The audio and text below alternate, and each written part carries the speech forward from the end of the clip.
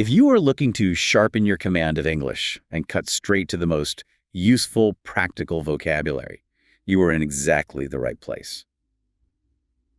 Hello, everyone. I'm so excited for our mission today. We are going to be diving into the world of retail, specifically that really high-stakes moment when you're shopping for clothes. High stakes. You Yeah. make it sound a bit dramatic. We're not diffusing a bomb, we're choosing a sweater. Oh, but it feels like it. You know that feeling? You find the perfect pair of jeans, you take them to try them on, and disaster. They're too small. Or maybe they fit, but the color's just awful on you. Mm. And in that moment, the sales assistant pops their head around the corner and asks how it's going. You need the right words, the Yeah. exact English words, or you just feel so awkward. You say, it is small, it doesn't fit, it's a nightmare. That anxiety is warranted. Using the wrong word can lead to some very clumsy conversations. And that's exactly why we're going to follow a shopper today. Let's call her Sophie. Sophie, okay. She needs a dress for a party, and we are going to dissect every single piece of essential vocabulary from her journey, from the very first hello to the critical linguistic difference between whether something fits her or whether it suits her. Yes, if you mix up those two, the whole thing just falls apart. We're going to make sure that never, ever happens to you. Let's begin. Sophie has just walked into a store. She's heading for the dresses. Okay, so I'm picturing it. Sophie's just walking through the aisles, looking at the clothes. She's focused, but she doesn't need help just yet. And then here he comes, Ben, the salesperson. Ben is, of course, just doing his job. He approaches and uses the standard opening line, something like, "Hi there, finding everything okay?" And Sophie needs to buy herself a minute. She wants to be left alone, but in a nice way. So what's the magic phrase she uses? She smiles and says, "Oh, hi. Yes, thanks. I'm just browsing for now." Browsing. That's the word, isn't it? It Yeah. just sounds so calm and relaxed. It is absolutely the gold standard. Browsing is the perfect way to signal polite independence. It says, "I'm looking casually. I don't need help this second, but I'm not ignoring you." It's way better than just like, I'm just looking. That can sound a bit Sharp. Or defensive, even. Browsing is much softer. It keeps the door open for a future interaction. right. It doesn't shut him down completely. So Ben gets the message. He gives her some space. And then Sophie sees it. A beautiful green dress. But, No. uh-oh, she checks the hanger. No medium. Now she needs him. So she finds Ben and says, "Excuse me, I love this dress, but I can't seem to find my size on the rack. Do you have this in a medium?" Simple. Polite. Perfect. And Ben says they do have one in the back, and he goes to check the stock. We should probably talk about that word, stock. Yes. The stock is just all the inventory the store has. Hmm? Everything. Whether it's out here on the floor or in the back room. So when a salesperson says they're checking the stock, they're just checking if they have it anywhere in the building. Got it. Okay, so Ben comes back, he's got the dress, and now Sophie needs to try it on. So she asks, where are the fitting rooms? And Ben gives her simple directions. Straight to the back and then turn left. They're by the mirrors. Now, a quick point here. She said fitting rooms, but you might also see a sign that says changing rooms. Oh, yeah. Are they the same thing? They are exactly the same thing, and it's crucial to know both. You'll hear fitting room more in, say, North America, while changing room is very common in the UK. The point is, you need to recognize both words so you don't walk right past the door you're looking for. That's super practical. Okay. Let's jump ahead. Sophie's in the fitting room. She puts on the medium dress.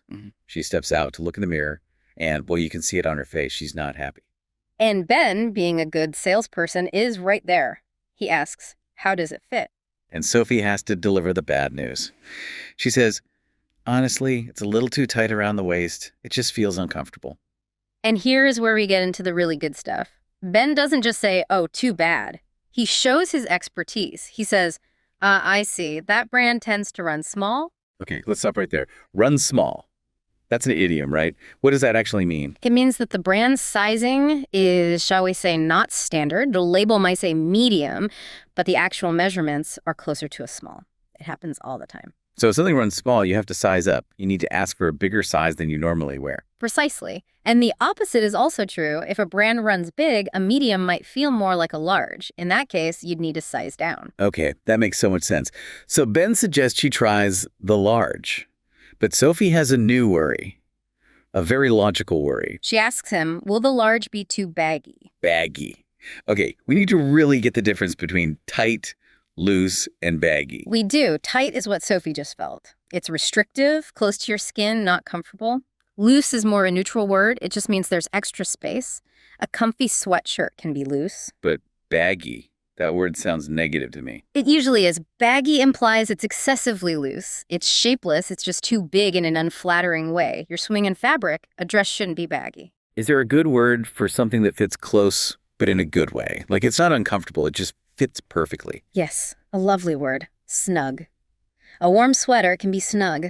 It means it fits closely in a comfortable, secure, almost cozy way. Snug is a positive. So tight is bad, baggy is bad, but snug is good.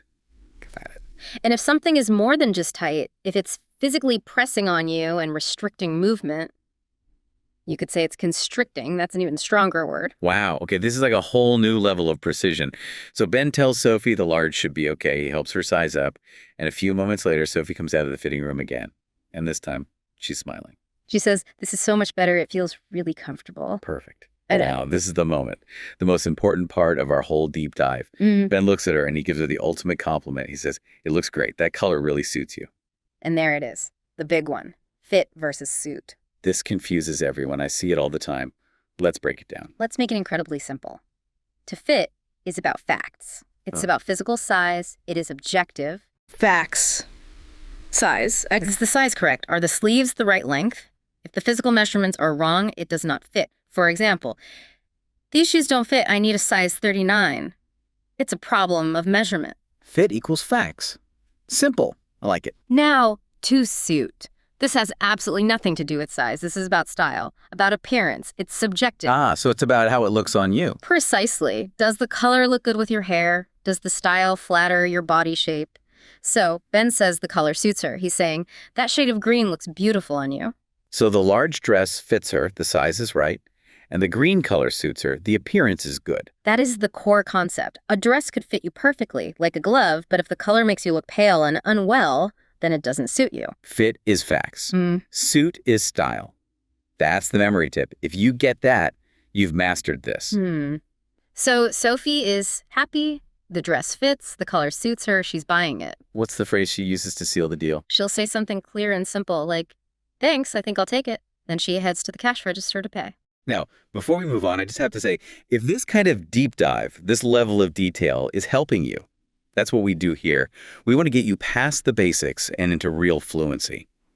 So if you haven't already, please hit that subscribe button for Straight to English right now. You won't want to miss our next one. All right, let's do a little practice. A rehearsal will give you a situation and you, our listener, can think of the phrase or even say it out loud. Okay, ready? First one. You're in the store. Tell the salesperson you don't need help yet. Politely, you should say, "I'm just browsing for now, thank you." Perfect. Now, you have the item and you need to try it on. Ask me where to go. You'd say, "Excuse me, where are the fitting rooms?" Or, of course, the changing rooms. Good one. Okay, next. You're trying on that dress. It's too small. Tell the assistant what the specific problem is. Maybe something like, "It's a little too tight around the waist." Excellent. And now the final moment. The new size is perfect, and you're at the register. The assistant compliments you on the color. Agree with them using both of our keywords. You could say, "Thank you. The large fits perfectly, and I agree. This color really does suit me. I'll take it." That is fluency in action. Yeah. And it's so important because when you hear this stuff in real life at natural speed, it all gets kind of compressed. Yes. A phrase like, "Do you have this in a larger size?" can sound like one long word. Do you have this? Yeah. You have to train your ear. Right. And now you have the tools for that. So we've talked all about the importance of trying things on in a real store, which leads me to our final thought for the day.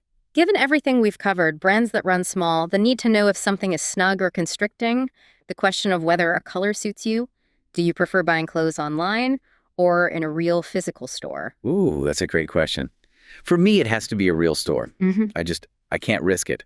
The hassle of ordering something, finding out it doesn't fit, and then having to package it all up and send it back. No, thank you. The convenience of online is tempting, of course, but it can't tell you how a fabric actually feels or if the cut is right for your shoulders. A size chart is one thing, but a fitting room mirror tells the truth immediately. Immediate truth and immediate language practice. You now have all the vocabulary you need to walk into any clothing store and shop with total confidence. And to make sure you have the tools for every other situation, don't forget to subscribe to Straight to English. We'll catch you on the next deep dive.